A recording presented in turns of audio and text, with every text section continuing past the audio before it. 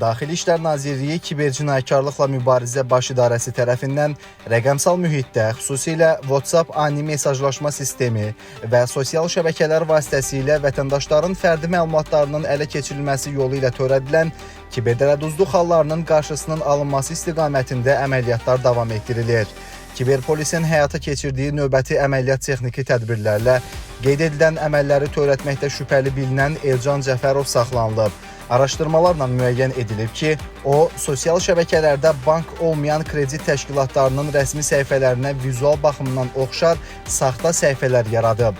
Elcan Cəfərov bununla kifayətlənməyərək daha çox şəxsi cəlb etmək məqsədi ilə həmin saxta səhifələrin sosial şəbəkələrdə, WhatsApp qruplarında reklamını aparıb.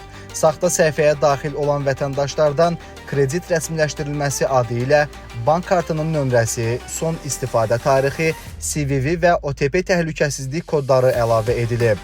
Vətəndaşlar həmin məlumatları təqdim etdikdən sonra isə o, bank kartlarındakı vəsaitləri başqa şəxslərə məxsus hesablara köçürərək nağdlaşdırıb. Faktla bağlı baş idarədə cinayət işi başlanılıb. Elcan Cəfərov cinayət məsuliyyətinə cəlb olunaraq barəsində məhkəmənin qərarı ilə həbs qəti imkan tədbiri seçilib.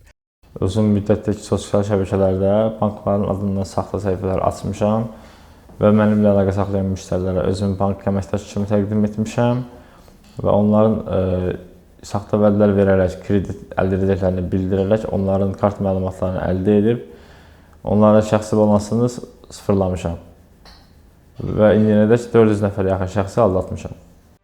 Bir daha vətəndaşlara tövsiyə edirik ki, sosial şəbəkələrdə qarşılarına çıxan kredit elanları və digər reklam xarakterli məlumatların doğruluğunu yoxlasınlar.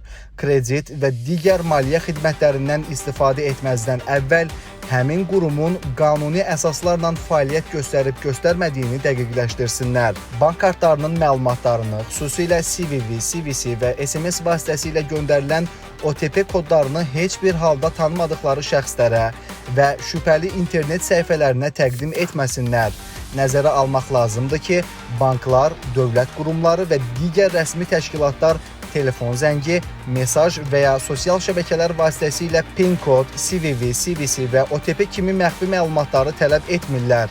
Belə hallarla qarşılaşdıqda və ya kiberdələduzluqla bağlı şübhə yarandıqda isə dərhal polis orqanlarına müraciət etmək tövsiyə olunur.